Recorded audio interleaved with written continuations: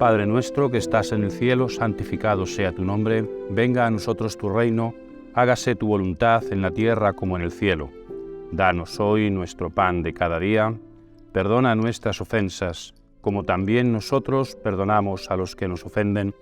No nos dejes caer en la tentación y líbranos del mal. Amén.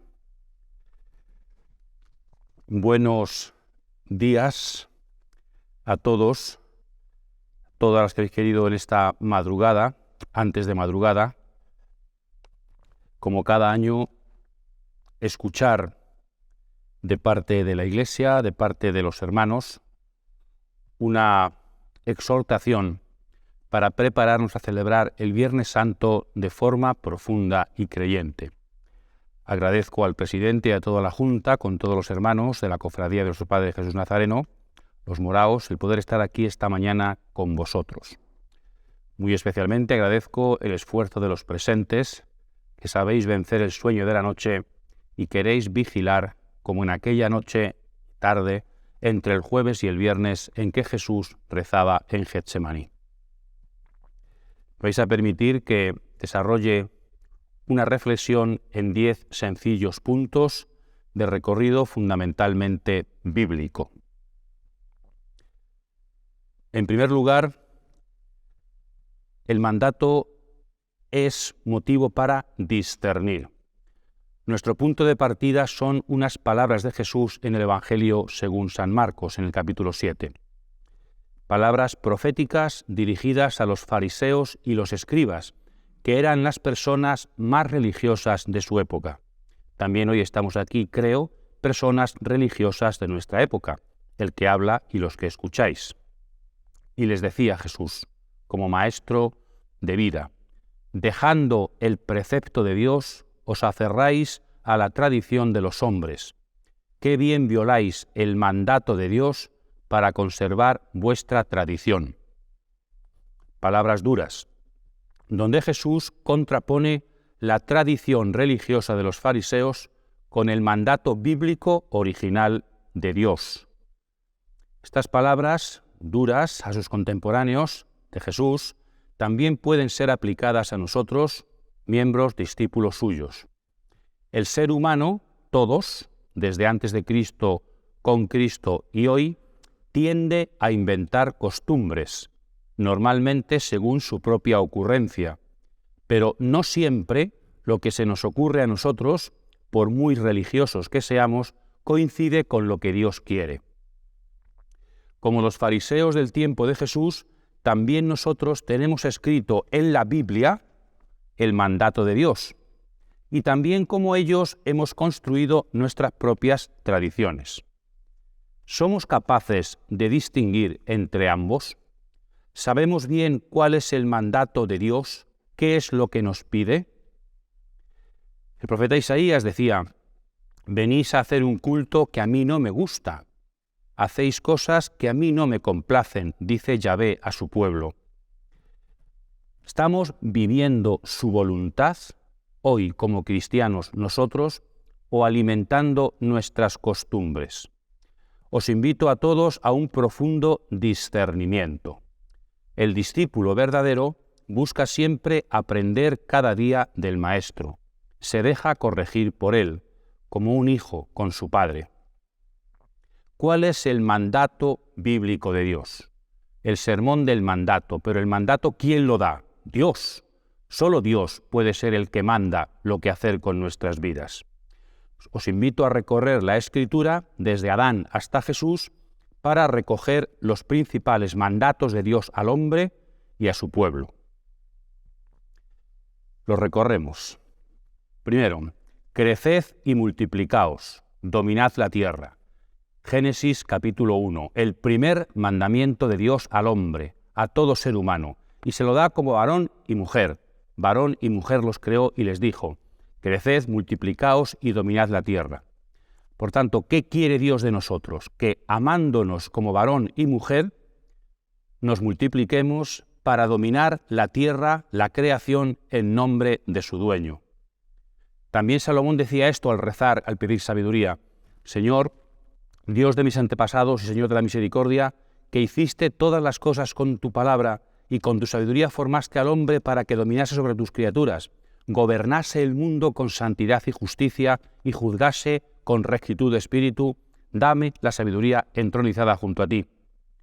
Si el hombre no gobierna el mundo, la creación se convierte en caos y en lugar de esclavitud. Por eso el varón y la mujer tenemos el grave mandato de labrar la tierra y hacerla fecunda, de trabajar. Debemos cuidar el jardín de Dios, debemos custodiar una belleza que no es nuestra, y para ello necesitamos la sabiduría de Dios. El primer mandato es trabajar.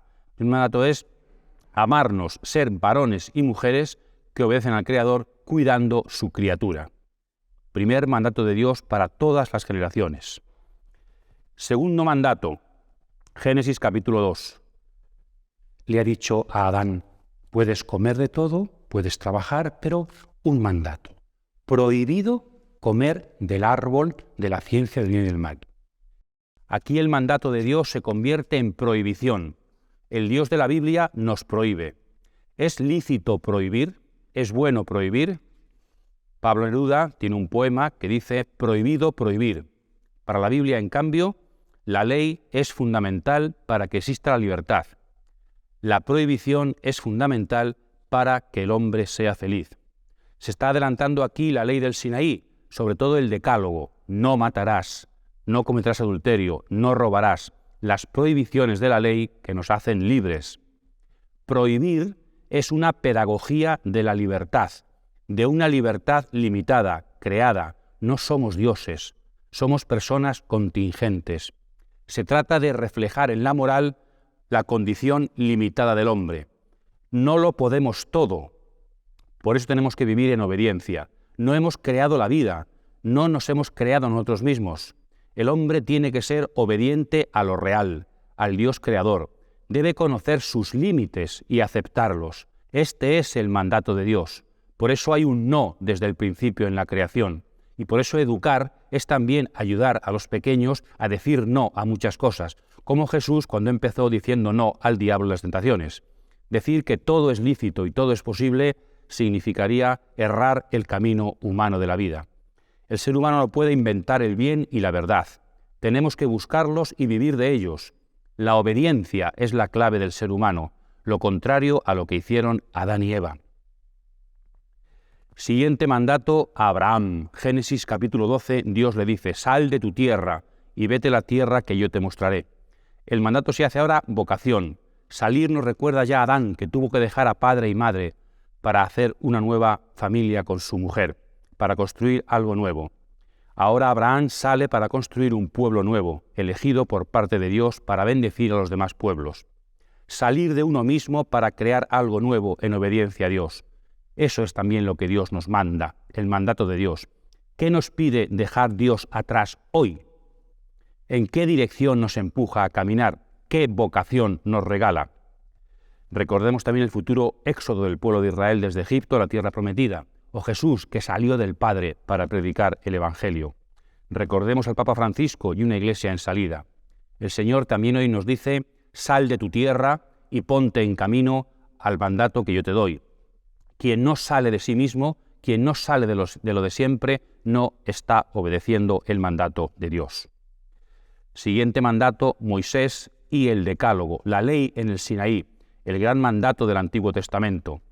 Querría insistiros aquí que el mandato del Antiguo Testamento, los 10 mandamientos, que habría que revisar, por ejemplo, si estamos cumpliéndolos, los 10 mandamientos, pero están unidos a una alianza. ¿Por qué nos manda Dios cosas? Porque ha hecho alianza con nosotros. El mandamiento, los mandamientos, el decálogo, son parte de un amor. Porque somos de Dios, cumplimos sus mandamientos. Porque Él es nuestro Padre, le obedecemos. Porque hemos hecho alianza libre con Él. La ley, por tanto, es parte de un contrato libre. No es una obligación externa, sino que la hemos aceptado porque somos discípulos del Señor. Entonces, el mandamiento, el decálogo, los mandamientos como estilo de vida que refleja a quién pertenecemos, que somos pueblo santo, a quien Dios ha elegido. Obedecer significa una gran dignidad, porque obedecemos a aquel con quien con toda libertad hemos hecho un pacto. Soy cristiano y por tanto vivo así. No podemos decir, soy cristiano y da igual. Soy cristiano, soy del pueblo de Dios, soy hijo de Dios y eso conlleva comportarme de esta manera. El mandato es signo, la obediencia es signo de dignidad, de pertenencia al pueblo de Dios, con libertad. Siguiente mandato, los profetas. Israel, de hecho, no fue obediente al mandato de Dios. Adán y Eva desobedecieron. El pueblo de Israel desobedeció a Moisés en el Sinaí. Y por eso los profetas siempre están diciendo, convertíos, convertíos, volved, volved a Dios. Como el hijo pródigo de la parábola, que tiene que volver a la casa del Padre. Convertirse significa, en primer lugar, cambiar de dirección en la vida, abandonar las costumbres erradas, las sendas que no conducen a Dios ni a la dignidad. Cambiar de camino, no sigas caminando por ahí porque fíjate dónde conduce. Esta sociedad, quizá cada uno de nosotros tendríamos que convertir nuestras vidas. Cambiar de senda. También convertirse es darse la vuelta. Estamos viviendo quizá de espaldas a Dios para poder mirarle cara a cara. Eso es convertirse y darse cuenta, mirar a los ojos a Dios. Mírame a los ojos y actúa de tal manera en mi presencia. Adán y Eva se ocultaron de Dios para poder pecar por el pecado. Cuando uno vive delante de Dios es difícil pecar. Y convertirse también cambiar de forma de pensar y de situarse en la vida. Señor, que cambiemos y tengamos la forma de pensar que tú tienes. Siguiente mandato, Jesús de Nazaret, al comenzar su vida pública. También él dijo, convertíos y creed en el Evangelio. Al comienzo, Marcos capítulo 1, versículo 15, en todos los Evangelios. Dos dimensiones fundamentales que Jesucristo vino a pedir y que hoy sigue pidiéndonos. Esos dos verbos fundamentales resumen el mandato de Jesús en su vida para los discípulos, para quien quiera escucharle, para quien quiera ser discípulo suyo. Convertíos y creed en el Evangelio. Dos dimensiones. La primera, la conversión. Cambiad de vida. No podéis vivir como vivíais antes. Tenéis cosas que dejar atrás. Ser cristiano consiste en no ser como los demás, en cambiar de estilo. Y en segundo lugar, el estilo nuevo es creed, creed, la fe. Tenemos que aprender también qué significa creer. ¿Cuántos creyentes tenemos hoy entre nosotros? ¿Quién vive de la fe? ¿Quién siquiera sabe lo que es creer? Fiarse de Jesús para que su palabra configure nuestras vidas. Eso es la fe. Estar atentos a su voz para que su voz y su palabra sean aquello que configuran mi vida. ¿Quién está buscando en la palabra de Jesús su propia vida? Construir sus pasos desde Él. Eso es creer. ¿Cuántos creyentes tenemos, no solamente fuera de la Iglesia, en la sociedad española o universal, sino cuántos creyentes tenemos en la Iglesia? Creed en el Evangelio. Nos parece, hermanos, que estamos un poquito abandonando también la dimensión creyente de nuestra fe.